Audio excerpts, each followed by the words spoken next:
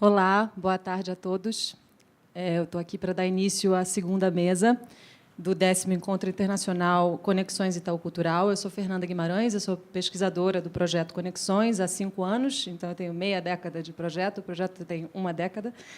É um prazer estar aqui, realmente, porque aqui, e todo ano, né, nos encontros internacionais, é quando a gente consegue dar uma materialidade e conhecer as pessoas e estimular um diálogo aqui, ao vivo, entre pesquisadores, tradutores, editores, escritores, todo mundo que faz a literatura brasileira fora do Brasil. Então, nós, eu, Rita, Felipe, João César, Claudinei, a equipe de inovação, todo mundo que está do outro lado do banco de dados, né? É ótimo para a gente poder estar aqui e ver na plateia e aqui conversando muitos dos nossos mapeados. Essa aqui é a segunda mesa. Nós convidamos 3 dos nossos mapeados para falar sobre o tema literatura e outras artes, ensino e pesquisa em chave comparada. E, infelizmente, eu queria avisar que há uma mudança no programa, que o Peter Schultz não estará aqui conosco, ele teve um problema e teve que voltar para a Alemanha às pressas, mas nós conseguimos remanejar a mesa, de maneira que a reflexão vai se configurar de alguma forma, mas eu acho que sem prejuízo para os nossos debates de hoje, tenho certeza. Então, antes de apresentar rapidamente os convidados, eu queria só falar um pouco do projeto, do que nos traz aqui a essa mesa.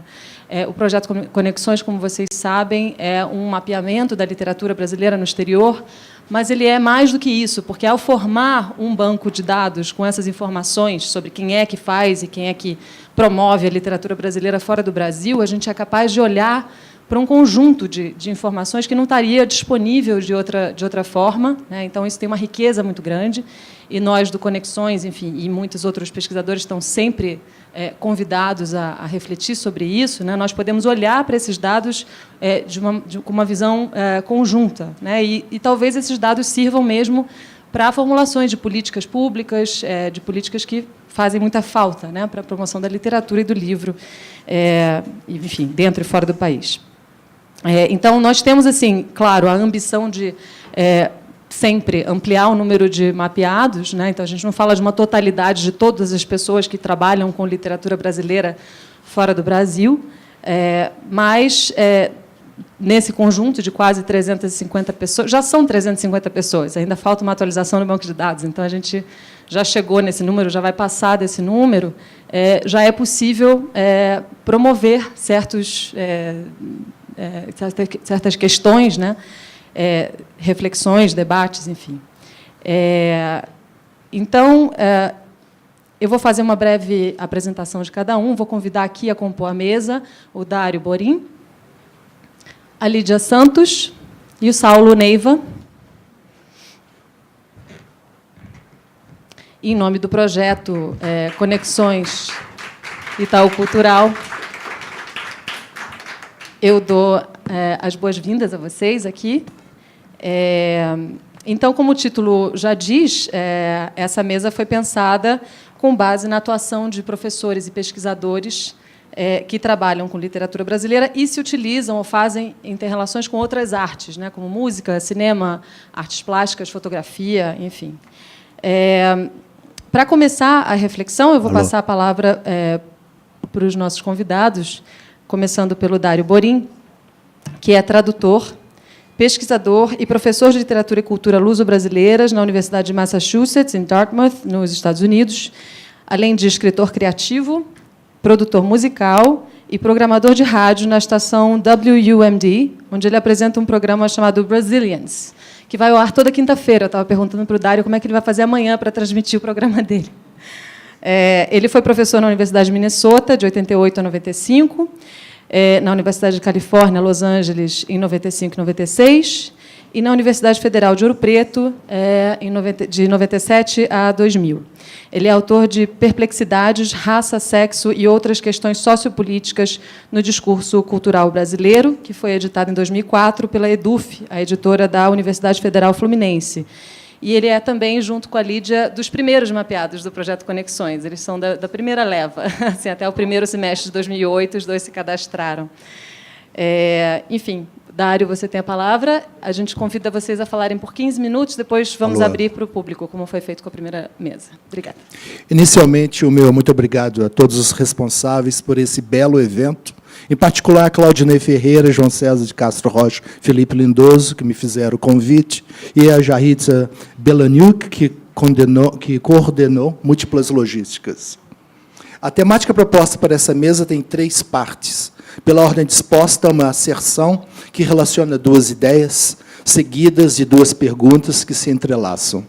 Vou dialogar com a proposta seguindo a mesma ordem. Concordo plenamente com a primeira ideia. A produção cultural nacional é muito variada. Dos pampas temperados até o norte equatorial da Amazônia, das mãos de indígenas que pintam os próprios corpos no Pará até os pés agitados que dançam um partido alto no Rio de Janeiro, é vasta e cativante a nossa expressão artística nacional. A segunda ideia da primeira afirmativa é muito mais controversa do que a primeira.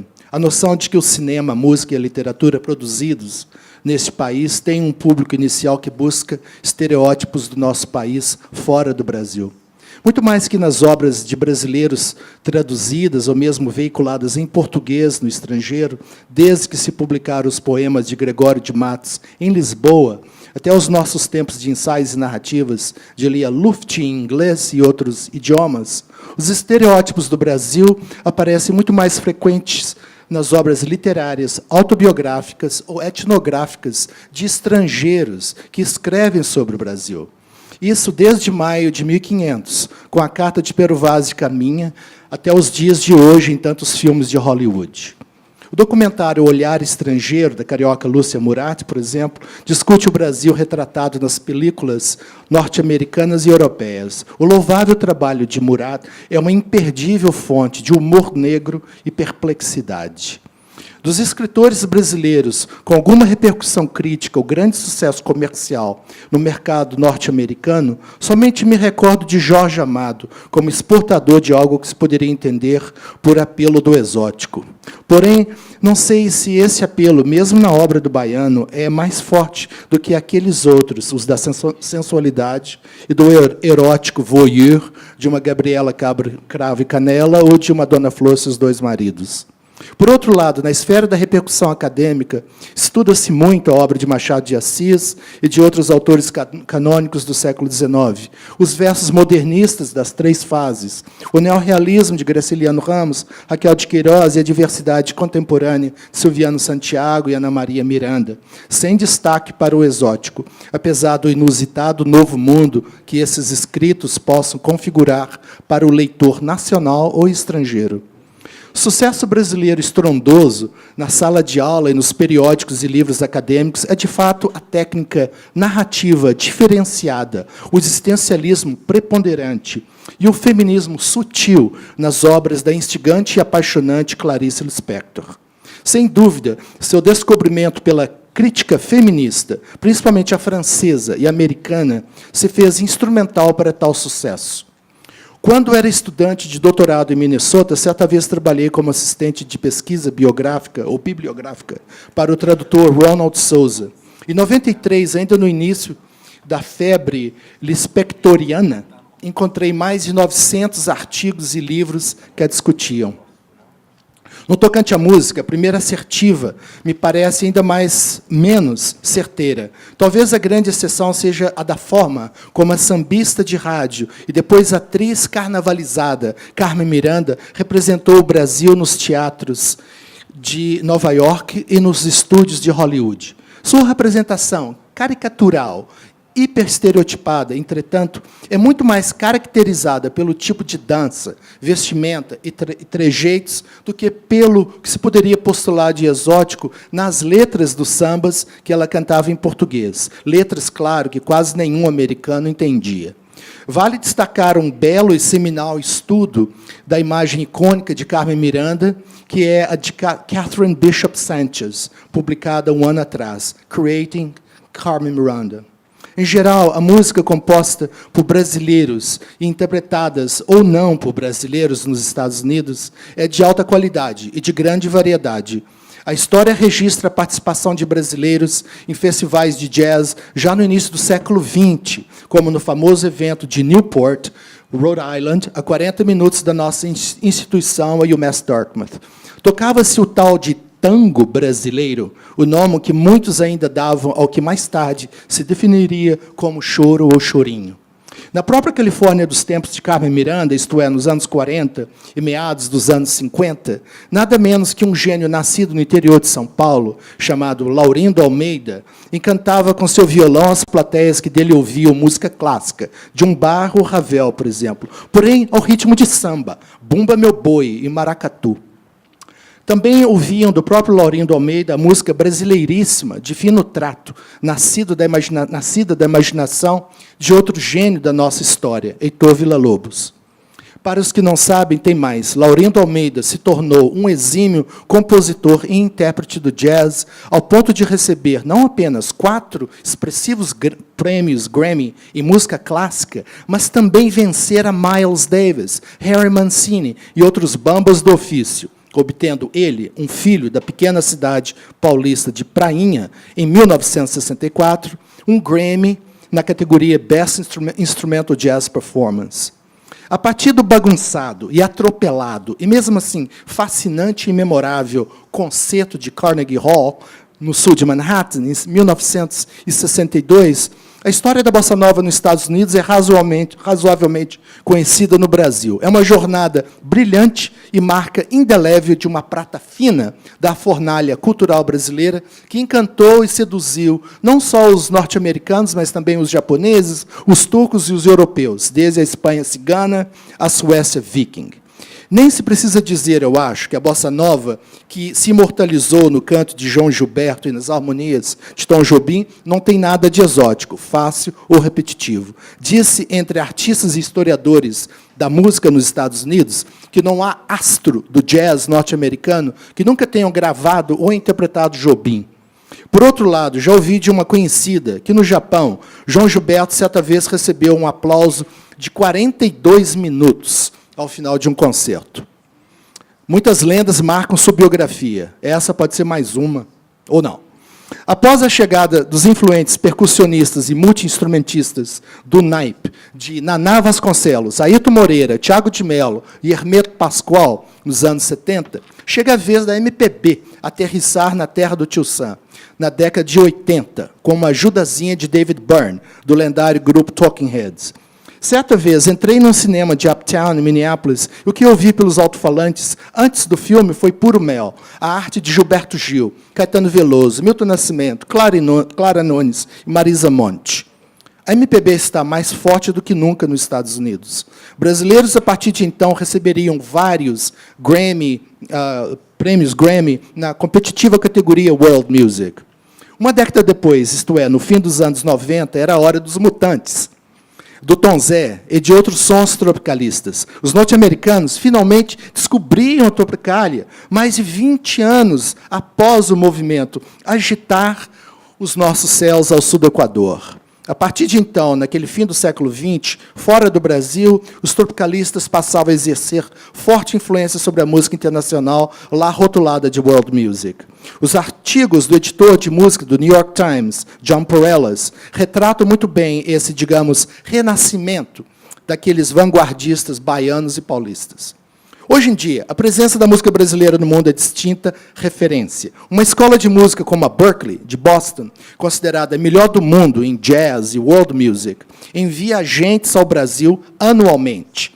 São caçadores de jovens talentos, para quem a escola oferece bolsas de estudos integrais com direito a razoáveis subsídios para moradia e alimentação. São cantoras, percussionistas, violinistas, pianistas, que nos representam muito bem lá fora. Resta dizer que a mesma Berklee School of Music já ofereceu o título de doutor honoris causa a pelo menos 2 de nossos músicos, Milton Nascimento e Rosa Passos.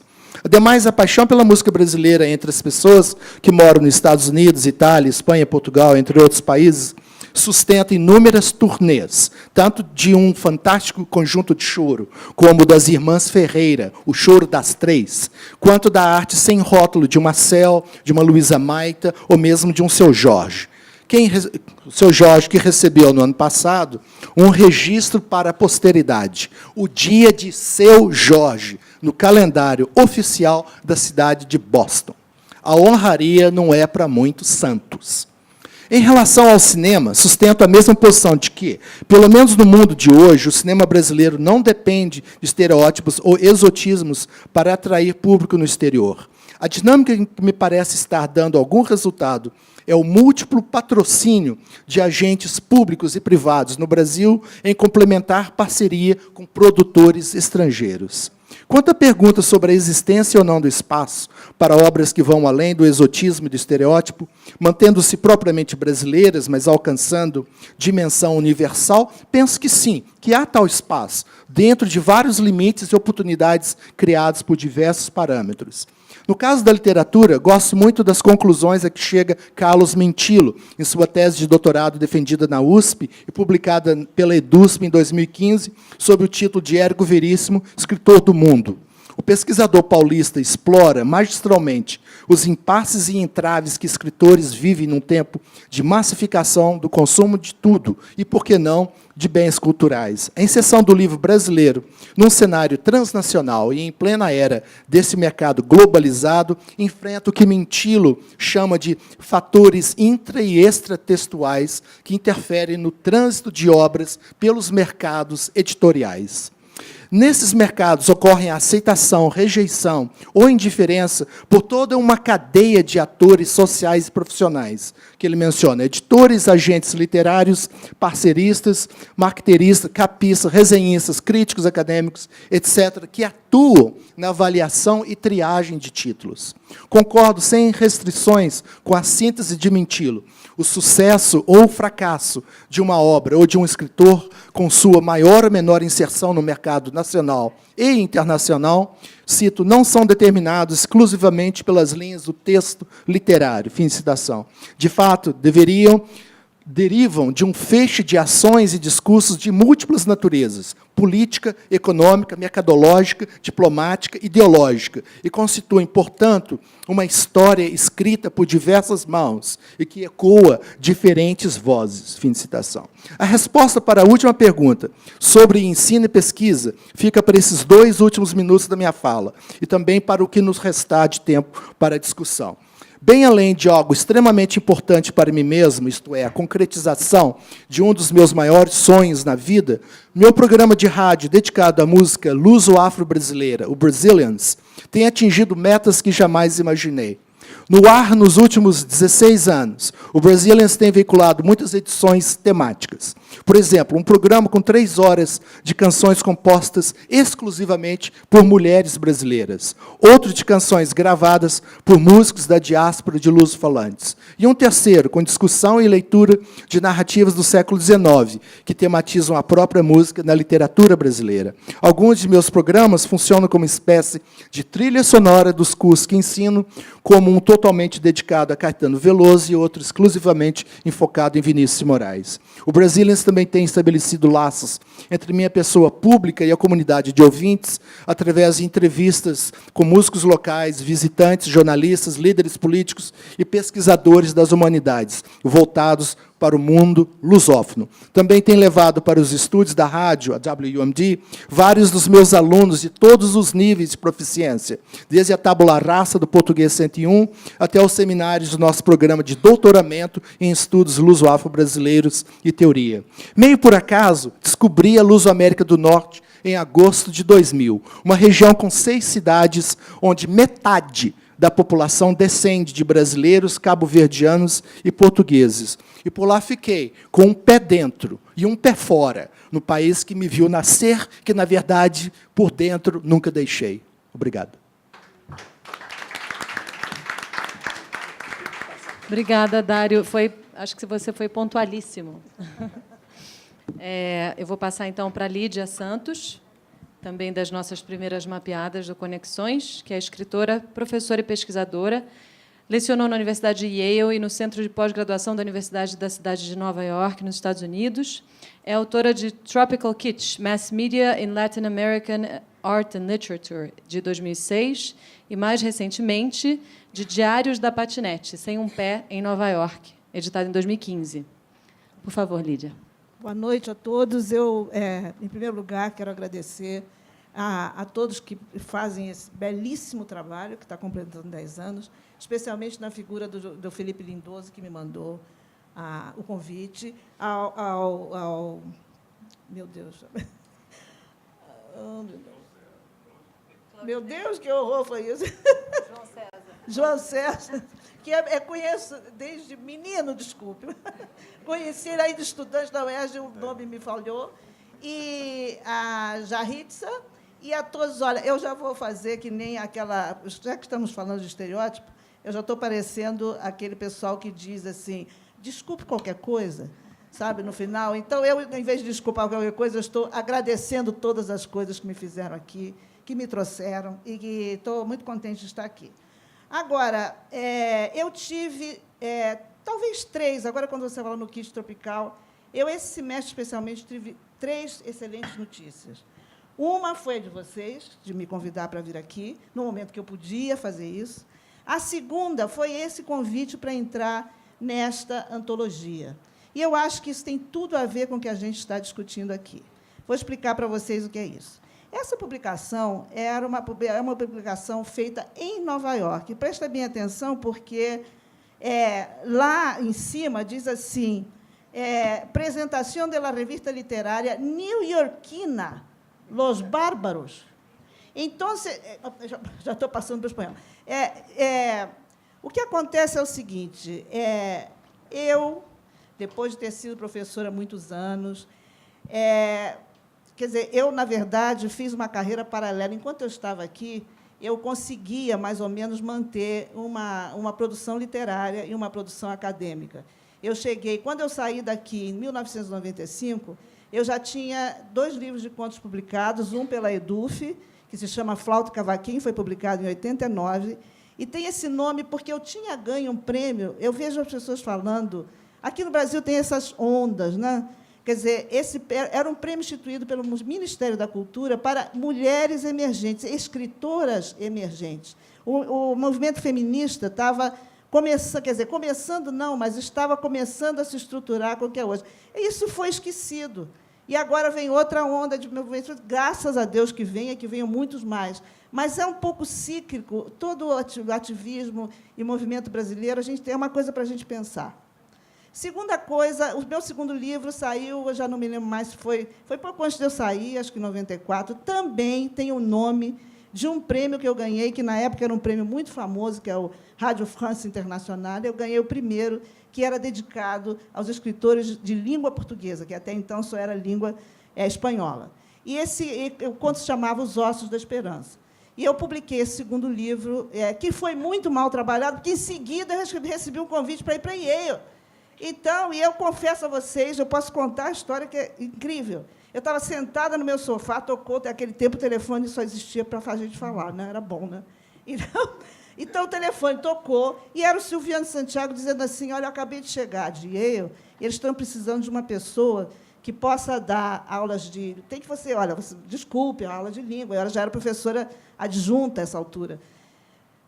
Eles precisam de uma pessoa que possa dar português, mas que também possa dar espanhol. E a única pessoa que eu conheço é você. Aí eu levei um susto. Eu nunca tinha imaginado... Se me dissessem que algum dia ia para os Estados Unidos... Aí eu falei, olha, eu não posso ir, não. Não posso ir, não. Eu tenho um projeto que está rodando aí, na UF, tenho mais não sei o quê, o meu inglês não é bom. Aí ele falou, olha só, eu te dou até segunda... Isso era um fim de semana. Eu te dou até segunda-feira para você pensar. É claro que você, se recebe um convite desse, você acha que entre e ficar... Enfim, eu fui e não saí mais. Entendeu? Eu estou lá de 95 até agora, quer dizer, me aposentei lá, e aí voltei, porque era um peso enorme isso de não ter mais escrita criativa, porque tem o problema da língua, sabe? Você sai do país, aí você Sabe, como é que vai escrever? Eu até tenho que falar um pouquinho aqui sobre essa coisa das subordinadas. Você, em inglês, tem que começar a aprender a escrever ali é ou não é. Aqui, acabamos de ver que aqui no Brasil nada é ou não é, não é? Então, era uma coisa. Então, eu resolvi que eu tinha que escrever em português, porque, senão, era ser sabe, uma castração. Então, eu resolvi que eu ia escrever um livro em português. Muito bem. Só que, a essa altura, eu já não sabia mais se eu escrever sobre uma experiência brasileira, mas eu tinha que integrar a americana, e aí me aconteceu uma coisa, eu quebrei o pé atravessando a rua em Nova York. Então, eu resolvi que ia escrever essa experiência. Bom, não foi muito premeditado, não. Eu estou com um romance que é muito pesado, muito difícil, está me exigindo muita pesquisa, e ele estava meio parado. Aí eu falei, eu escrevo isso, que é uma memória, uma coisa sem muito compromisso, e bom. Eis que o livro saiu, e agora eu recebo, quase junto com o de vocês, um pouco antes, esse convite desses meninos, falando, olha, essa revista está tendo muito sucesso, e é sobre Nova York. Nós somos aqui, e a proposta dessas pessoas, o autor, o editor se chama Ulisses, não me lembro o sobrenome, mas ele é peruano. E tem vários, e tem um que também foi meu aluno no Graduate Center, que se chama Adrián Izquierdo, é espanhol. E eles vêm editando essa revista de uma maneira maravilhosa, porque é o seguinte, o título Los Bárbaros, eles estão se remontando ao Heródoto, que a palavra bárbaros vem para os gregos e os que estavam fora da Grécia. Então, eles estão dizendo, e por isso eles dizem, hemos chegado. Ou seja, chegamos. Nós somos os bárbaros, estamos fora daqui, mas estamos chegando. A ideia da revista é muito sofisticada. Eles, na verdade, estão trabalhando com um diálogo do Alfonso Reyes e do Borges sobre isso. Quer dizer, nós, na verdade, somos pessoas que falamos espanhol, mas fomos formados na cultura ocidental também. Então, eu achei assim muito interessante, aceitei no ato, e eles levaram alguns capítulos deste livro, que é o livro que resultou dessa experiência, que eu vou mostrar um pouquinho agora aqui para vocês. E o livro ainda não vai ser lançado agora, sexta-feira, nessa livraria, em Manhattan, que é uma livraria muito boa, que tem num ponto muito bom de Manhattan, e vão fazer leituras. Eu vou ter uma pessoa lá que vai ler o texto em português, me representando, e tem o tradutor. Outra coisa que foi dita aqui, quer dizer, nos Estados Unidos, o tradutor entra, quer dizer, a figura do tradutor é muito importante para levar o livro para o mercado. Pelo seguinte, o tradutor também entra como autor, e o tradutor é que vai encaminhar o livro para as publicações, etc. Essa é uma figura bastante importante. Você pode passar o outro, por favor? Esse controle aqui serve? E aonde que eu foco aonde? Para a tela ou para...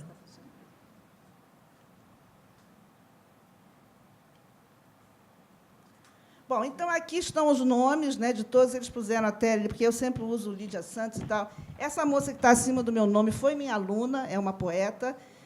Então, vocês vejam que aqui a maioria dos nomes são nomes em espanhol, são nomes latinos. Então, a partir daí, eu quero propor aqui uma discussão.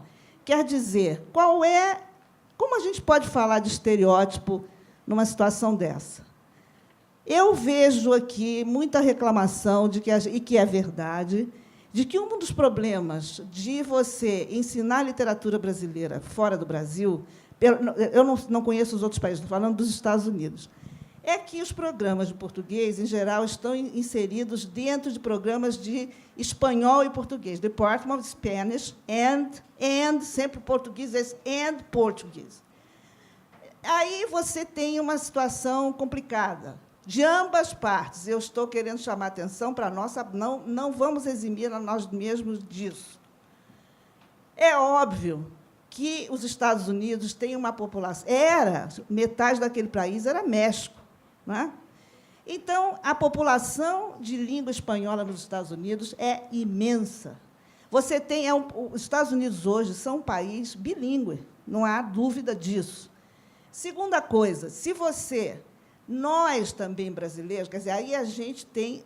Nós não vemos os nossos estereótipos. Eu sei disso, porque, como eu fui professora, sou graduada aqui, o meu doutorado é aqui da USP. Eu me graduei aqui em literatura hispano-americana, até sair era professora de literatura hispano-americana na Universidade Federal Fluminense, na UF. Bom, o que acontecia quando eu era professora de hispano-americana? Era muito difícil encontrar um livro em espanhol. Isso eu estou falando dos anos 80, no máximo, até 90, quando eu saí. Era dificilíssimo. As livrarias, era difícil encontrar um livro espanhol. Era difícil importar um livro espanhol. Isto naquela época, entende? Então, você aqui, nós temos uma... a gente não se engane, não, porque a gente também tem um lado muito imperialista. A gente acha que nós, aqui, o maior país da América Latina, um país com uma cidade como São Paulo, etc., a gente olha para os outros como os americanos nos olham. Entende? A gente olha assim, bom, a Bolívia, né? Eu tenho o grande estereótipo de que, mas muito pior do que ter nascido no Brasil é você saber que existe gente que nasceu na Bolívia. Eu escutava isso quando eu estava aqui. Então, eu acho que essa ideia do estereótipo, ela tem a ver com os bárbaros, entendeu? Eu, por exemplo, uma coisa que me chocou muito quando eu cheguei nos Estados Unidos, uma vez eu fui pôr uma coisa no correio, e o funcionário do correio disse, bom, mas o senhor acha... A mesma coisa, o brasileiro que pergunta muito, né? Fala muito, a nossa cultura é muito oral. Aí eu perguntei, escuta, mas você tem certeza, você é seguro que chega lá? E ele respondeu, I don't know down there. Eu me senti tão ofendida, porque down there é lá embaixo, entendeu? Então, mas, quer dizer, ele era uma pessoa comum, era um funcionário. Na cabeça dele, é realmente down there. Então, não adianta, quer dizer, eu estou querendo dizer que não adianta você querer achar que você vai mudar isso, porque assim é. Assim é. Entende? Assim é também como nós fazemos com os países latino-americanos. Então, esta revista é muito importante, porque, em lugar da gente estar falando de mercados, de grandes editoras, de grandes agentes, a gente está falando de um movimento que vem de baixo para cima. Esses meninos, e eles na escritura do romance, eles da revista, na justificativa da revista, eles dizem, nós não necessariamente vivemos aqui. Tem muita gente que passa, vai, vem, volta, vai e volta. Essa é a terceira coisa que eu queria falar a respeito do estereótipo. Será que, nesse mundo que nós vivemos hoje, nós podemos falar de uma literatura puramente nacional? Como é que a gente trata pessoas como eu? Eu vivo lá, e hoje a minha vida eu divido a minha vida entre Nova York e Rio de Janeiro, que é a cidade onde eu nasci, a cidade onde eu tenho a maioria dos meus velhos amigos e que eu adoro estar. Então, quando escrevo, eu também já não posso escrever mais sobre o Brasil, porque a minha realidade já tem a outra metida no meio, está entendendo? E tem um número enorme de gente que está fazendo isto. Agora... O PEN Club de Nova York está com uma diretoria muito boa agora. Depois do Trump, eu estou falando isso no contexto de Trump. A gente tem que pensar tudo isso nesse contexto. E saiu uma revista que era um encontro como esse, mais ou menos, de escritores estrangeiros que estavam em Nova York. E, afinal, tinha, por exemplo, Valéria Valenzuela, Luiz L., que está fazendo muito sucesso, que escreveu um bom texto, mas começava com o Apaia. O Apaia é um professor de filosofia e, acho que literatura, alguma coisa, da Universidade de Princeton. E ele diz assim, o tema era expa. Então, ele começava dizendo, olha, uma vez me contaram uma história que que ele é filho, tem que dizer, o Apaia é filho de a mãe dele era inglesa e o pai era de Gana, os dois da alta elite de Gana. Não, quer dizer, a mãe foi viver com o pai dele em Gana. Então, é uma pessoa que está transitando em dois mundos desde que nasceu. E ele diz, olha, a pessoa perguntou qual era a diferença entre um expat e um missionário. E eu não me lembro da resposta. Então, é uma coisa um pouco assim, quer dizer, coisas, por exemplo, tem uma antropóloga chamada Maxine Margolis, que escreveu um livro sobre a comunidade brasileira em Nova York. E ela disse que o mais estranho era que o brasileiro jamais diz que é imigrante. Ou você pergunta para mim, eu entrevistava a pessoa e dizia, puxa, mas você já está há 20 anos aqui, eu perguntava, você é imigrante? Há quanto tempo você imigrou? E o brasileiro respondia, eu não sou imigrante, não. Ele disse, mas espera aí, você está aqui há 20 anos? Não, eu estou ficando aqui. Eu não sou imigrante. Quer dizer, Então, todas essas coisas vão dizendo sobre nós. Nós somos um país que, como os Estados Unidos, construiu o seu imaginário como um paraíso em que todo mundo quer vir, que é um lugar maravilhoso. Então, quem sai também se sente punido, que foi aquela pessoa que não conseguiu ter esse amor pelo país. Não sei, quer dizer, estou extrapolando, eu não vou querer aqui, não sou cientista social, não sou antropóloga, mas tem esse lado. Quer dizer, eu queria falar um pouco sobre isso, quer dizer, que estereótipo é esse? Quem é que cria esse estereótipo? Quais são? Quantas palavras, quantas coisas cabem nesse estereótipo? Não vou me alongar mais, vou deixar isso na cabeça de vocês e vou passar para o meu livro, que aí tem um pouco que ver com essa questão da literatura e outras artes. Você pode, por favor, passar o outro? A última coisa. O controle. Aqui? O verde? Como é? Tem uma setinha. Ih, eu acho que eu desliguei. Aí. Então, esse é o meu livro. Como vocês podem ver, é um livro para adultos ilustrado. Esse livro foi muito pensado. Ele tem uma há uma aparência de frivolidade até, entende? Mas essa aqui é Judith Malina e o Julian Beck, que foram presos em Ouro Preto durante a ditadura militar. Esse é o Bob Dylan. Bom, enfim, vai passar um pouquinho só para vocês verem. Pelo seguinte, quando eu estava escrevendo o livro, eu vi que eu ia estar lidando com o estereótipo. Eu ia estar falando de Nova York, eu, brasileira, falando de Nova York. E também percebi, se eu estava escrevendo, os brasileiros não tinham nenhuma obrigação de saber sobre Nova York. Então, eu queria ilustrar o livro, achei que... E também, dentro disso, tinha uma outra questão que era, na época da internet, em que ninguém consegue concentrar mais, a imagem é uma coisa que faz parte... A literatura não é mais puro texto. A literatura tem que ter também alguma coisa para ilustrar.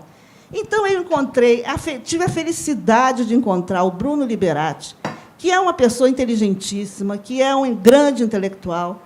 E o Bruno disse para mim assim, olha, eu vou fazer um desenho vazado, porque o importante é o seu texto. Se eu fizer um desenho muito elaborado, com muito detalhe, o seu texto perde.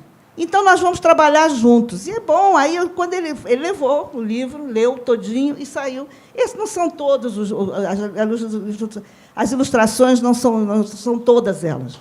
Eu selecionei algumas para colocar aí. Bom, então, eu acho... A segunda coisa que eu quero trazer aqui nessa mesa eu acho que a literatura tem perdido... Esse livro foi escrito com uma certa irritação pelo excesso de biografia, pelo excesso de autobiografia, pelo excesso de... Enfim, porque é o seguinte, eu hoje transito bem, conheço bem as duas literaturas. Por exemplo, John Didion escreveu um livro. Primeiro, meu marido morreu. Segundo, minha filha morreu. Bom, tudo bem, é um trauma, mas isso isso me preocupava. Outra coisa seria essa... Quando eu cheguei nos Estados Unidos, a moda era o testemunho, né? Era uma escrita política, cultural studies e tal. Eu, pessoalmente, acho que nós perdemos muito. Nós que escrevemos, nós que somos artistas da palavra. Porque a literatura e qualquer arte ela é feita com imaginação. É isso que faz dela arte. Você tem que imaginar, você tem que inventar, você tem que... Sabe? Então, eu estou fazendo, com a minha literatura, uma tentativa de voltar a uma certa... Não que eu queira, não é realismo maravilhoso, não é nada disso, mas uma certa arte. Eu aprendo mais, juro a vocês, quer dizer, eu não descarto, eu agradeço imensamente toda a minha formação acadêmica, que me deu uma formação... que aprendi muito, eu refleti mais, mas na minha escrita não me serve, porque não é isso. Quando você está escrevendo, você precisa de alguém. Eu, por exemplo, vou ao museu, Os museus de Nova York, eu adoro Nova York. Por quê? Porque eu tenho os museus, eu tenho um problema técnico, eu vou lá e encontro um pintor que resolveu aquele negócio. E eu fico pensando, olha só, por exemplo, esse livro aqui, já tinha terminado de escrever o livro, tinha uma artista do Texas, que apresentou. Quando eu li a descrição, eu disse, isso é o meu livro, que coisa incrível. Aí eu fui lá, era o seguinte, aquela atriz, como é que se chama aquela atriz que é casada com um dos Coen, dos irmãos Coen, que é uma excelente atriz, ela fez uma peça, um ato só, dessa história que essa artista contava, que era o seguinte, ela contava, esse livro conta, o meu livro, conta o seguinte, alguém quebrou uma perna e recebeu uma patinete ortopédica. Só que essa pessoa estava chegando em Nova York e queria conhecer Nova York. Então, o livro é um passeio por Nova York em cima dessa patinete. E o livro, alguém falou aqui de jogo de palavras, quer dizer, sem um pé, todo mundo está com um pé em algum lugar. Eu estava sem um pé. Ao mesmo tempo, esse título está brincando com o título do Sachs, o neurologista, que tem um livro famosíssimo, escrito como médico, que é Without a Leg, to Stand On in New York. Então, quando eu traduzia, a tradução do livro é Scooter Diaries, Without a Leg, to Stand On in New York. Então, eu estou dialogando com o Sachs, eu estou dialogando com o David Byrne, que tem um livro chamado Diários da Bicicleta. Então, o livro parece simples, mas ele tem muito diálogo com uma porção de coisas. E, no fim, eu vi que eu também era bastante professora, aí fiz umas notas, só que as notas não têm nada de sérias, são sérias, mas não obedecem às normas técnicas, etc., por exemplo. Né? Bom, então, esse é mais ou menos o que eu penso sobre o estereótipo, sobre literatura e outras artes. Queria dizer, por exemplo, como, na literatura brasileira, a gente tem os grandes momentos da literatura brasileira, são aqueles em que ela andou junto com as outras artes. Por exemplo, quando se estava construindo Brasília, o que a gente teve? Poesia concreta, a gente teve um montão de outras coisas que foram feitas no bojo de uma criação, vários artistas trabalhando a mesma coisa. A outra é a Tropicália. Quer dizer, você tem várias outras, teatro, música, cinema, todo mundo trabalhando junto. Eu acabo de chegar do Nordeste, Recife hoje é um laboratório. Tem um rapaz, o Jonathan Andrade, ele estava com uma exposição no New Museum, mostrou um filme belíssimo no Whitney, Whitney, onde era o antigo... que é agora o Museu Metropolitan, que está no antigo prédio do Whitney. E ele mostrou um filme maravilhoso em cima das cavalgadas, que nós vimos, passamos em Ilhéus, estava lá o pessoal preparando a cavalgada, e ele pegou aquilo que é uma coisa comum na cidade, fez um discurso, um brilhante artista plástico. E o que tem em Recife hoje? Tem isso, tem cinema, tem gente fazendo literatura. Então, eu acho, que essa ligação entre literatura e outras artes é muito importante. Bom, acho que eu já falei muito, vou passar a palavra a outra pessoa. Muito obrigada. Obrigada, Lídia. Desculpe que eu improvisei um cartazinho aqui para avisar que o tempo tinha acabado. Vou apresentar aqui o Saulo Neiva, que muito gentilmente veio se somar a essa mesa, né, na ausência do Peter Schultz. Saulo Neiva é professor, pesquisador e tradutor, leciona literatura portuguesa e brasileira na Universidade Blaise Pascal, em Clermont-Ferrand, onde dirige a Cátedra Sá de Miranda e o Laboratório CELIS, Centro de Pesquisas sobre as Literaturas e a Sociopoética. Pesquisa, entre outros assuntos, as relações da Europa com o mundo lusófono e gêneros literários. Especialista na obra de Machado de Assis, Saulo realizou em 2014 e 2015 o projeto Machado de Assis, Le Sorcier de Rio, O Bruxo do Rio, que incluiu uma exposição na Unesco para apresentar o autor para o público francês. Paralelamente, houve o lançamento da coletânea de contos Várias Histórias, em tradução feita por ele e editada pela Garnier. Trabalhou ainda na elaboração de um dossiê pedagógico que pode ser recebido gratuitamente pelos professores da escola primária na França, baseado no Conto de Escola, do Machado de Assis. Esse dossiê foi recomendado pelo Ministério Francês da Educação.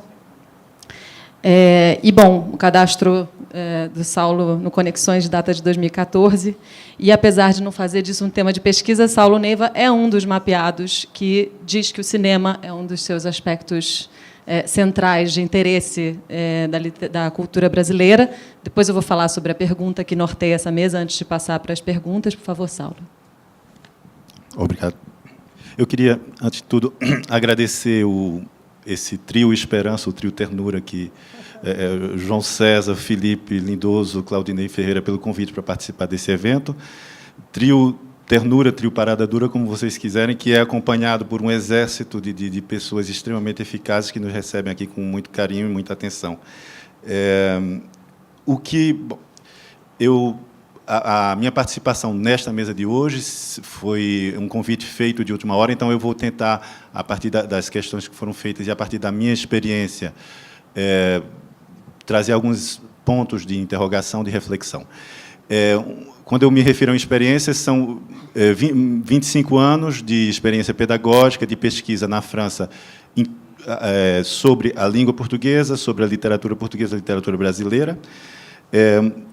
Nos últimos 18 anos, na Universidade Clermont-Auvergne, o nome da universidade mudou em janeiro de 2017, nos últimos 18 anos, isso se traduziu por uma atuação dentro de um departamento de estudos portugueses e brasileiros que é autônomo, ao contrário do que se passa em outras universidades, e no qual nós desenvolvemos uma área de estudos que, diante da dificuldade em inserir os estudantes no mercado do trabalho como professores ou como tradutores, nós começamos a propor aos nossos estudantes uma outra possibilidade, que é a de se especializar numa área que nós chamamos de mídia e mediação cultural.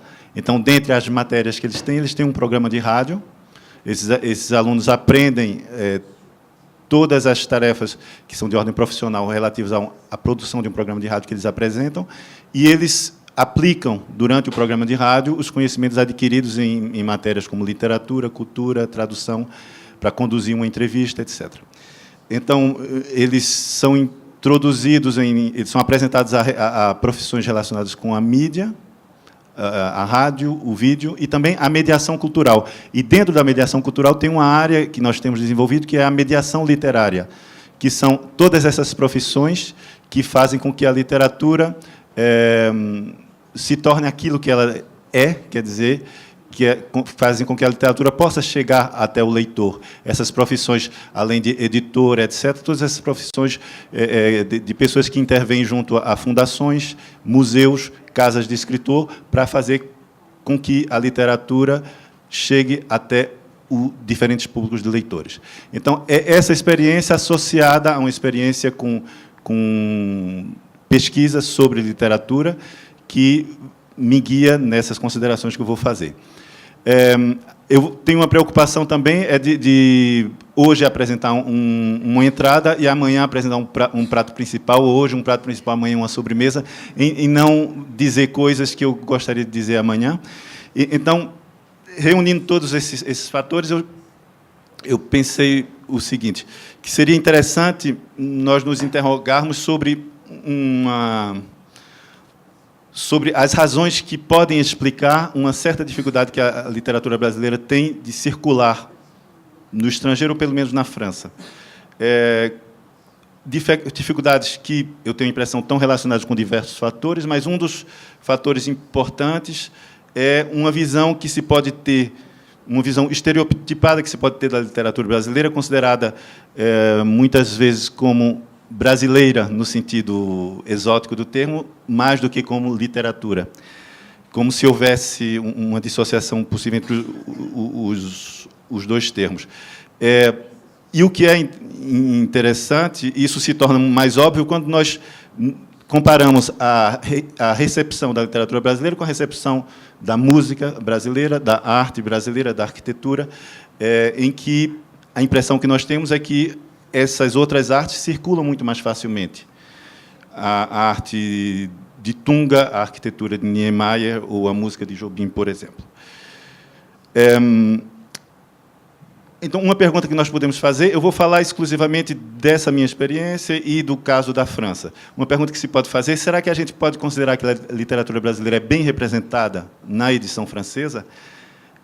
Uma curiosidade, nos anos 20 do século XIX, já havia textos brasileiros traduzidos em francês. Os textos brasileiros traduzidos em inglês, na Inglaterra, foram aparecer muito mais tarde, nos anos 80 do século XIX. Então, houve uma tradução relativamente pioneira de textos brasileiros para o francês. Hoje em dia, há um grande número de autores brasileiros traduzidos. Eu li um texto recentemente, não sei se ainda é atual essa constatação, que dizia que o número de autores de textos brasileiros traduzidos para o francês era superior ao número de textos brasileiros traduzidos para o inglês.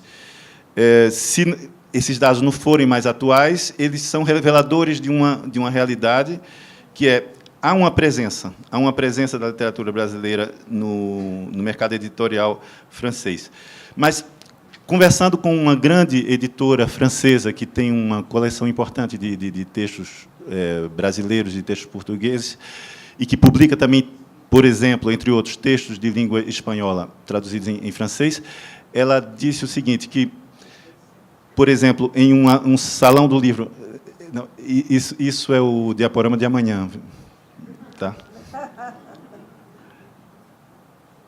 Isso é amanhã. Então, essa grande editora disse o seguinte... Amanhã. Obrigado. Ela disse o seguinte, que, para resumir a situação, quando, por exemplo, em um salão do livro, ela apresenta todas as coleções que ela tem, os livros hispânicos vendem mais do que os livros lusófonos. E, dentre os livros lusófonos, os portugueses vendem mais facilmente do que os livros brasileiros. E como é que a gente pode explicar esse fenômeno, que é um depoimento isolado dessa editora, mas que eu acho traduz uma realidade mais ampla, e como é que a gente pode, de um certo modo, contribuir para modificar esse panorama? Alguns fatores que podem explicar esse fenômeno. Primeiro, tem o problema da hierarquia entre as línguas. A hierarquia entre as línguas e o espaço ocupado pelo português dentro dessa hierarquia. Então, a barreira que essa hierarquia pode constituir para a circulação da literatura em comparação com as artes plásticas ou com a arquitetura. O português, nós sabemos, do ponto de vista da circulação das traduções, é uma língua periférica, que acolhe muito mais textos traduzidos do que tem textos seus traduzidos para outras línguas, ao contrário do inglês, que é uma língua hipercentral, em que o fenômeno inverso ocorre. Então, sendo periférica, nós temos a barreira linguística, talvez, para a descoberta da literatura. A isso podem se acrescentar outros fatores que nós conhecemos todos. O Brasil, o isolamento do Brasil dentro da América Latina como país linguisticamente isolado, as relações editoriais nem sempre cordiais que o Brasil pode estabelecer com Portugal, que, em uma entrevista há alguns anos, a romancista Nélida Pinhon chamava a atenção para a importância que teve a solidariedade entre os escritores hispano-americanos para que a repercussão da literatura hispano-americana acontecesse em uma escala internacional, e talvez faltem conexões, para utilizar a palavra-chave do encontro, faltem mais conexões entre os países de língua portuguesa para que essa circulação se intensifique.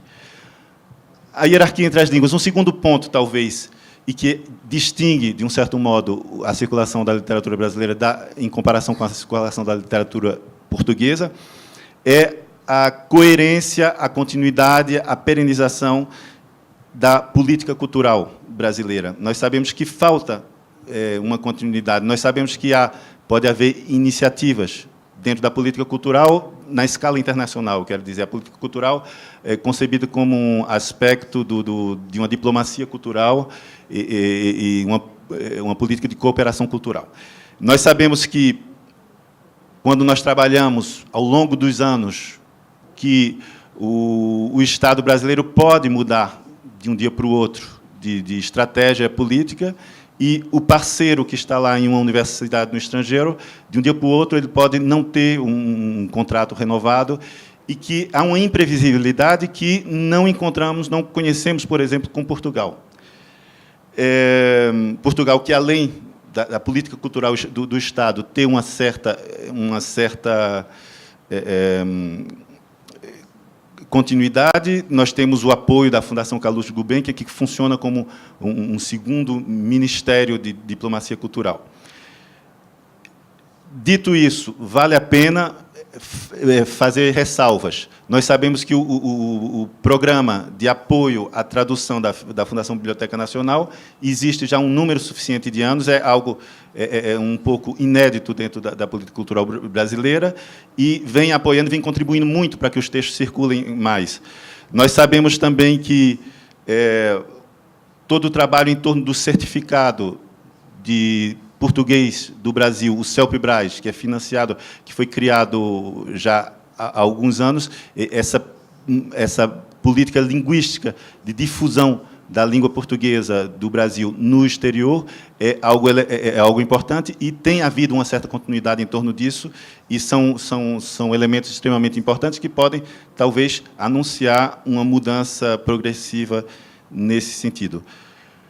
No caso específico da França, a Embaixada do Brasil na França, nos últimos anos, tem tido uma política importante de apoio à literatura brasileira dentro do Salão do Livro de Paris. Então, é algo, talvez, isolado, mas é algo que dá uma continuidade de um ano para o outro a essa preocupação em propor uma programação em torno da literatura brasileira. Então, a hierarquia das línguas, essa política cultural. Um terceiro ponto, que já foi abordado de um certo modo, seria a imagem cultural que é veiculada em torno do Brasil e a expectativa que essa imagem cultural cria junto ao público. Nós sabemos, nós temos consciência da maneira como a cultura brasileira, a população brasileira e, então, a literatura pode ser reduzida a estereótipos do exótico, por exemplo, o que suscita uma expectativa de recepção. O que pode suscitar também uma necessidade da parte dos agentes, dos mediadores, de corresponder a esses estereótipos, consciente ou inconscientemente. De certo modo, do lado do imaginário francês, sem que nada seja formulado de maneira explícita, nem formulado de maneira oficial, há talvez uma ideia implícita de incompatibilidade entre uma literatura produzida, uma literatura de qualidade produzida no Brasil, e essa imagem estereotipada que se tem do Brasil. Um Brasil excessivamente Carmen Miranda. O que esse peso do estereótipo não aparece quando a gente se refere às outras artes, à música, às artes e o cinema.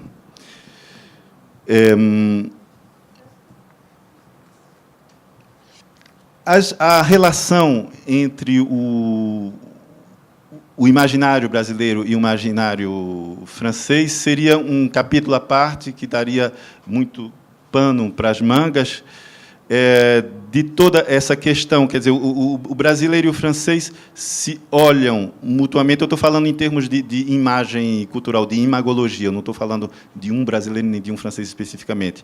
Mas há uma tendência para que se olhem mutuamente, vendo o outro como um outro que possui características diferentes, que representam essa alteridade. Algumas dessas características enviam para um desejo de imitar o outro e vice-versa. E essa relação em que a alteridade e identificação pode se traduzir na recepção que se tem da literatura brasileira da maneira seguinte: a literatura brasileira sendo reduzida a um universo, o que está talvez associado a uma nostalgia do colonialismo francês, a um universo feito de características exóticas, um universo constituído seja de bons selvagens, seja de canibais, e autores que renovam essa representação do bom selvagem e do canibal, funcionam mais em termos de venda, ou, inversamente, uma tendência para ver o outro, reduzindo a uma perspectiva do mesmo. Então, e é nesse sentido que o caso de Machado de Assis é interessante, quando ele foi introduzido, apresentado na França já em 1909, no ano seguinte à sua morte, ele já foi apresentado como uma espécie de imitação de Primo Pobre de Anatole France, um texto próximo do de Anatole France.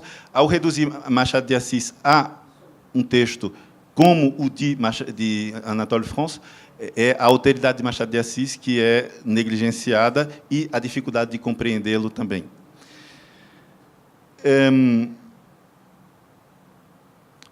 Um quarto elemento que pode explicar, então, a hierarquia das línguas, a política cultural, esse imaginário cultural. Um quarto elemento é a importância que podem ter os autores que nós poderíamos qualificar de carros-chefes. Para dar um exemplo, mais uma vez, me referindo a Portugal. A partir do momento em que Pessoa, a obra de Pessoa entrou em domínio público e que ele pôde ser muito mais estudado, muito mais editado na França, Pessoa é um autor que passou a atrair um interesse em torno de Portugal. Algo semelhante aconteceu com o Prêmio Nobel de Saramago. E algo semelhante acontece com Lobo Antunes, acontece com Lídia Jorge. Esses autores, quer dizer, Lídia Jorge e Lobo Antunes vêm na esteira de um país que produz Pessoa e Saramago, e, por sua vez, eles também arrastam, como carros-chefes, um interesse com outros autores. No caso do Brasil, talvez haja uma ausência de carros-chefes. Talvez haja... Lispector poderia ter exercido esse papel. A gente sabe que nós conversávamos sobre isso. Giorgio dizia que na Itália é algo semelhante. A gente sabe que ela é pouco associada à literatura brasileira no estrangeiro. Jorge Amado, de um certo modo, durante um certo momento, foi um autor extremamente conhecido. Hoje em dia, há poucos livros de Jorge Amado ainda no mercado editorial. Um último fator que pode explicar essa dificuldade e sobre o qual nós poderíamos intervir para modificar esse quadro atual seria o papel dos mediadores, o papel dos agentes literários, dos conselheiros culturais, dos tradutores, dos editores, dos bibliotecários, dos professores, dos pesquisadores. E aqui também talvez faltem conexões, mais conexões entre esses profissionais. A posição periférica da língua tem consequências sobre a estruturação da presença do ensino da língua, por exemplo. Poucos cargos de ensino de português. Então, nós temos uma consequência da posição periférica que vem fragilizar ainda mais. E, nesse contexto do papel dos mediadores, um fator extremamente importante é a qualidade das traduções. Uma tradução mal feita tem pernas curtas, como a gente diz a respeito do mentiroso. Então, em relação ao programa da Fundação Biblioteca Nacional, é um programa extremamente importante. Falta, talvez, nesse programa, uma última etapa, e eu sei, no mundo ideal, essa última etapa existiria. Eu sei que é muito difícil, que seria a de verificar a qualidade das traduções. E, às vezes, o dinheiro público é utilizado para financiar traduções que o relatório é feito no final e a tradução é publicada, mas essa tradução não vai se inscrever de maneira mais durável. Então, o papel das traduções é importante. Então, aqui é um exemplo de como os mediadores podem contribuir para que esse panorama se modifique. Essencialmente, são essas pistas, essas interrogações que eu tinha para trazer e que vão, de um certo modo, um pouco na direção das preocupações dos meus colegas. Muito obrigado pela atenção. Obrigada, Saulo. Bom, o Conexões fornece pano para manga, né, para tudo isso. A gente mapeia esses mediadores e propõe questões com base no banco de dados. Inclusive, o Felipe tem... Hoje, né, foi publicado o seu texto e o Felipe tem uma reflexão sobre essa questão de língua brasileira ser um obstáculo, isso é uma questão do questionário, enfim. Só retomando aqui o início dessa conversa, como vocês sabem, a gente usa um questionário, né, no Conexões Itaú Cultural para fazer o mapeamento. Uma das perguntas do questionário é se o mapeado tem interesse em outros aspectos da cultura brasileira. Esse é o mote, é o que deu origem a essa mesa. E aí a gente tem um número de 94% dos nossos mapeados, que são 327 dos 347 mapeados atualmente, respondem que sim, tem interesse, e o cinema aparece como o principal aspecto apontado pelos mapeados, inclusive pelo Saulo. Então, a gente tem um ranking de outros aspectos, né, que inclui cinema, cultura brasileira, tradução, criação literária e história, nessa ordem. E nós temos também lá música popular e música como duas categorias separadas, que, se fossem associadas, ficariam em segundo lugar. Então, cinema e música seriam os dois principais aspectos de interesse da cultura brasileira para os nossos mapeados, né? Então, de posse dessas informações e tendo em vista as falas dos nossos convidados, eu abro para perguntas e considerações da plateia, lembrando que tem que ser por escrito, que temos uma transmissão aqui ao vivo e que eu tenho que ler as perguntas aqui. E eu posso, na verdade, começar. Eu vou fazer como o João César. Eu gostei dessa estratégia. Se em 30 segundos ninguém quiser propor uma pergunta, eu vou começar. Alguém vai fazer uma pergunta, só para eu ter uma ideia? Acho que tem uma pessoa escrevendo. Tem que escrever em 30 segundos. Eu queria perguntar, assim, para vocês todos que têm uma experiência, claro, né, de ensino e de pesquisa no exterior, se vocês veem diferenças entre a recepção ao que a gente chama de cânone brasileiro e da literatura contemporânea, se existe alguma diferença de interesse, inclusive porque vocês têm um período considerável de tempo fora do Brasil, enfim, vocês podem ter alguma ideia de se isso muda ao longo do tempo, enfim, se existem interesses diferenciados. É claro que a gente sabe que existem muitos fatores, né, que informam isso, que dão qualidade para essa questão, mas eu queria ouvir vocês, então, para começar essa conversa. Olha, eu acho que sim, eu acho que hoje você tem, inclusive porque os nossos alunos são jovens, eu acho que está havendo uma busca também de autores mais jovens. Acho também que as próprias redes hoje globais, né? Então você tem, por exemplo, hoje o movimento negro é um movimento que está puxando muito, quer dizer, a ligação do movimento das escritoras negras brasileiras com os Estados Unidos é enorme. Então, essa, por exemplo, Conceição Evaristo foi uma delas, que foi nesse filão e está indo muito bem. Quer dizer, a gente tem várias outras coisas. Eu acho que sim, eu acho que está crescendo o interesse. Agora, eu queria falar, em 2008, eu e um grupo de Nova York fizemos um grande evento sobre o centenário de Machado de Assis, e houve um professor, que é professor em Princeton, disse, engraçado, Machado de Assis, ele comparou Machado de Assis com Garcia Marques. Disse, Garcia Marques entra nos Estados Unidos e tem aquela imagem fixa, não muda, ele é aquele autor do realismo maravilhoso. Machado de Assis, eu vejo que muda. Ele já teve uma recepção nos anos 70, ele era uma coisa, depois, nos anos 80, enfim. E agora vocês trazem Machado de Assis com essa nova roupagem. Ou seja, eu acho que também tem isso, né? O grande escritor, ele deixa em aberto, ele está sempre pronto a se renovar, e depende também muito do professor, como ele apresenta esse autor, né? Então, eu acho que as duas coisas vão bem, mas eu acho que está havendo um interesse, sim, da literatura mais nova.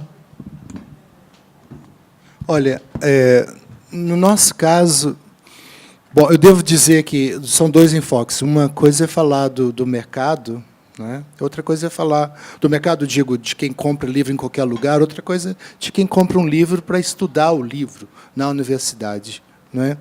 Então, no nosso caso, na Universidade de Massachusetts, a gente tem um bacharelado, a gente tem uma licenciatura, a gente tem um mestrado e um doutorado em estudos lusófonos.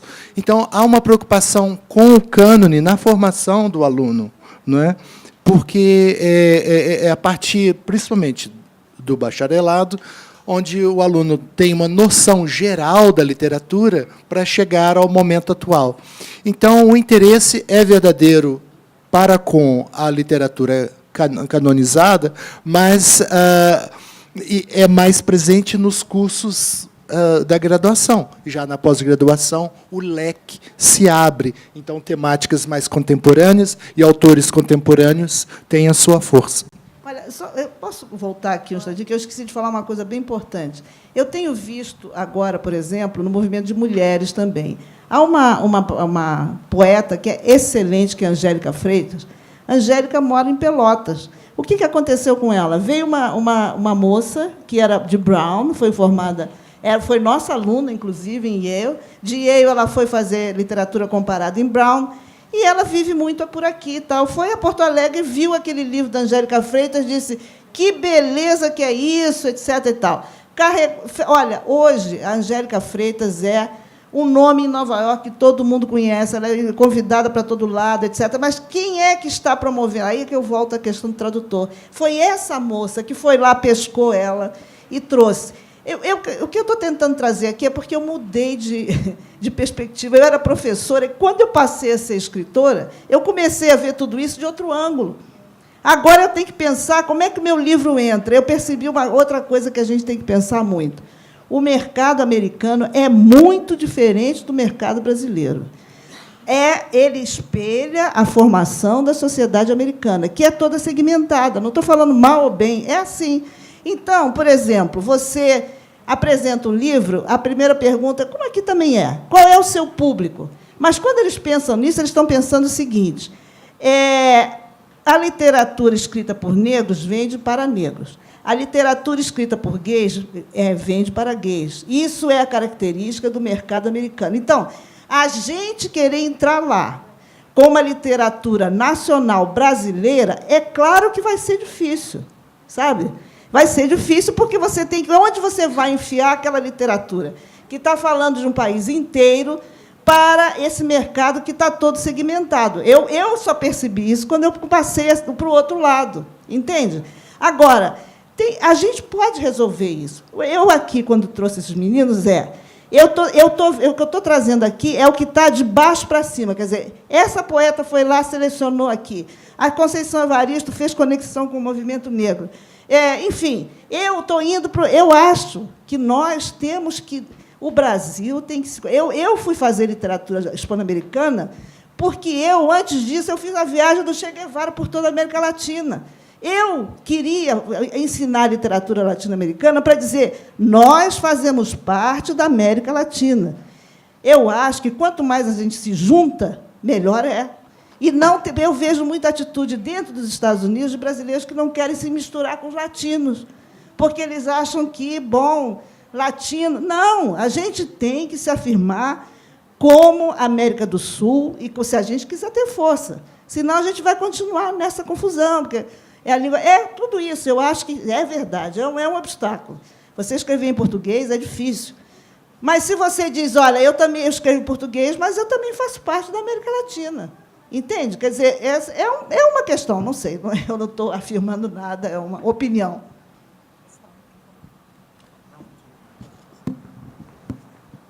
Bom, recebemos aqui duas perguntas. Uma é Aurélio.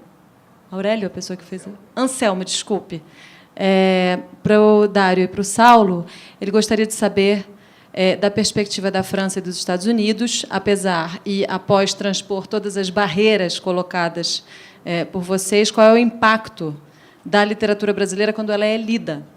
Então, qual é a situação, a avaliação contemporânea? Isso é a avaliação contemporânea, quando a literatura brasileira é lida.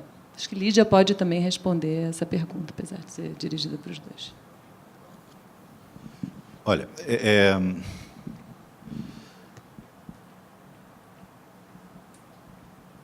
eu acho que o grande desafio é conseguir com que os textos brasileiros sejam lidos por pessoas que, diferentes das pessoas que, a priori, já se interessam pelo Brasil.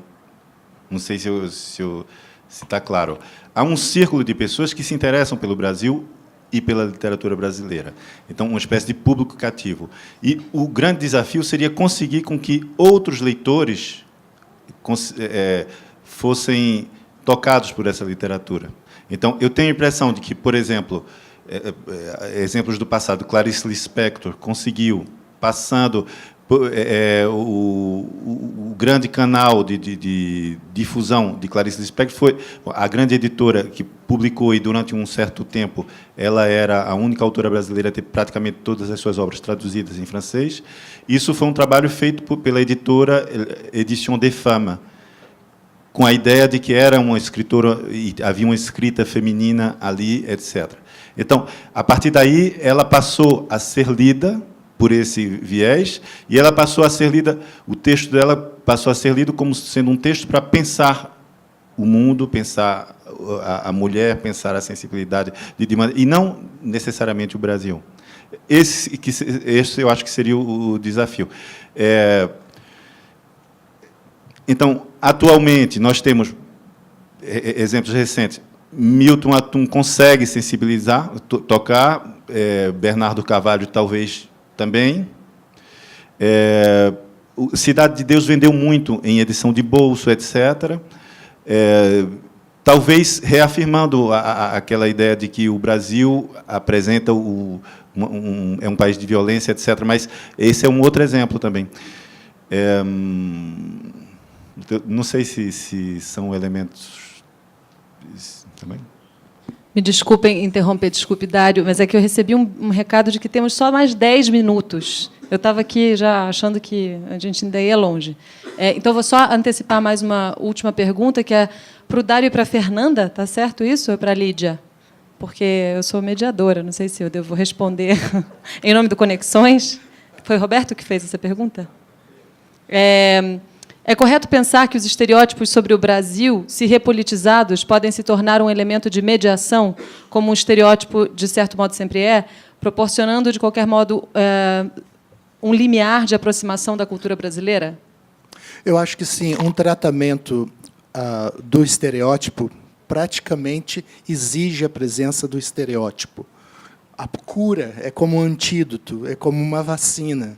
Não é? Glória Anzaldúa, por exemplo, escreve muito sobre isso, né? Sobre a condição de ticana e de lésbica. Né?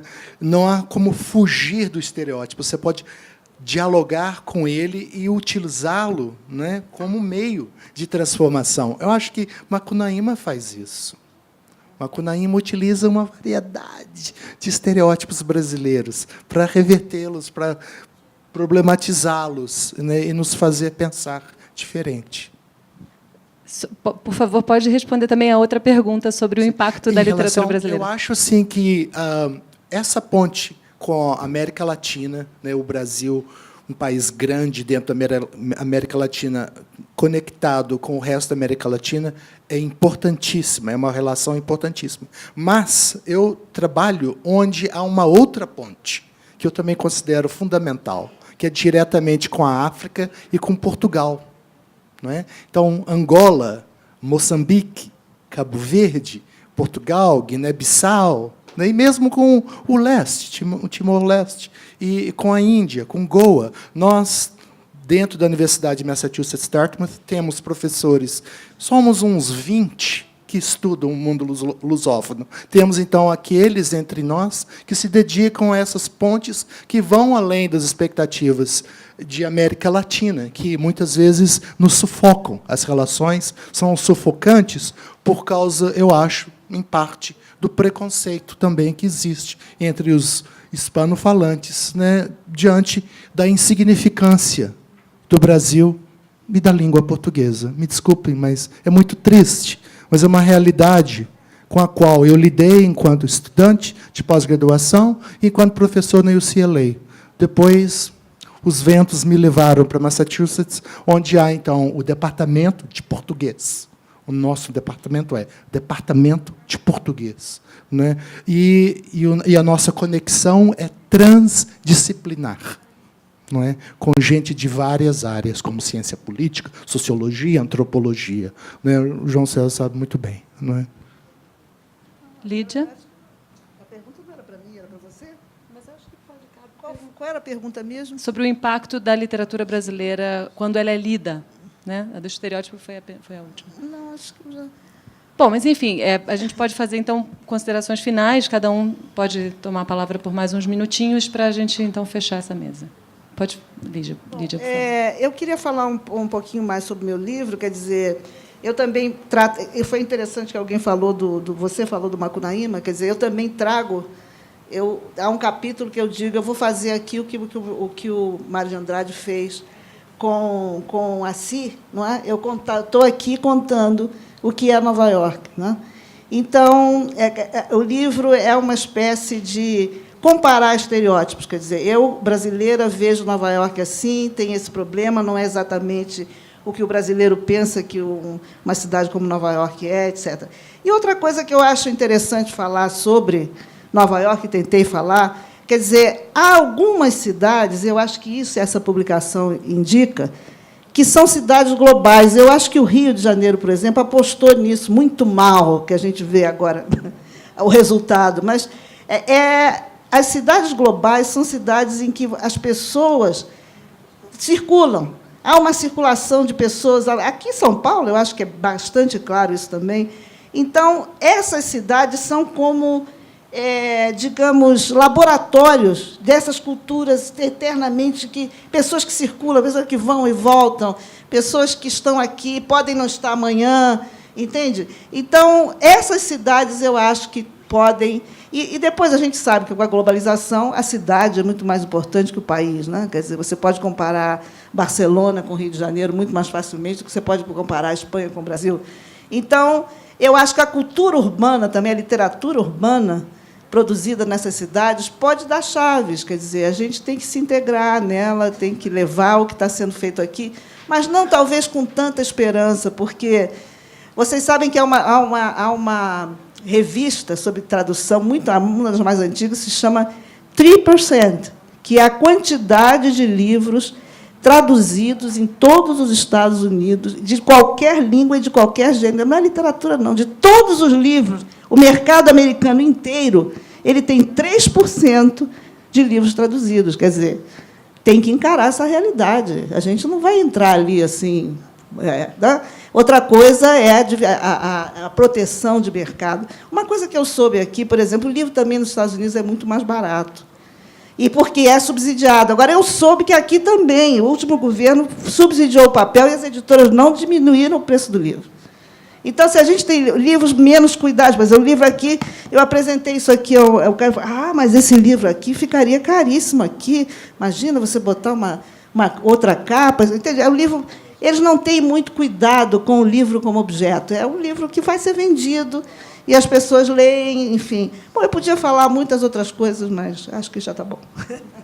Obrigada. Bom, eu só, como última coisa, dizer assim da força do Centro de Estudos Portugueses da UMass como uma oportunidade para tradução.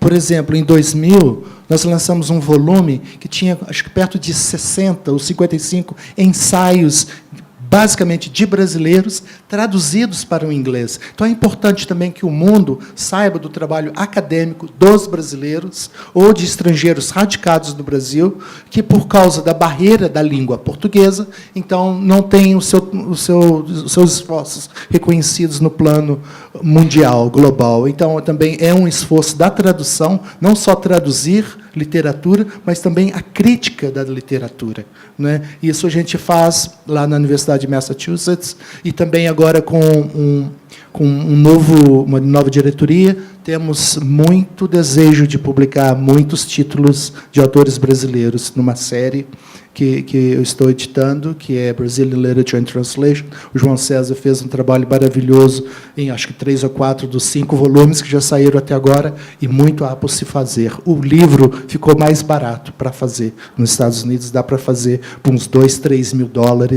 bola para frente. Obrigada, Dário. Não, eu queria só convidar as pessoas aqui presentes para voltarem amanhã, quando algumas questões, como as publicações científicas, eu vou abordar amanhã e a gente vai poder continuar a conversar. Obrigado. Ótimo. Muito obrigada a todos vocês. E eu quero convidar vocês a continuarem conosco. Hoje teremos agora a mesa mediada pelo João César, novamente, com Bernardo Carvalho, o impacto da literatura de Bernardo Carvalho no exterior. É isso, João César? Com Vitória Saramago e Diana Klinger. E, nos próximos dias, muito do que começou a ser discutido aqui vai repercutir, vai ser desenvolvido. Então, muito obrigada e até daqui a meia hora.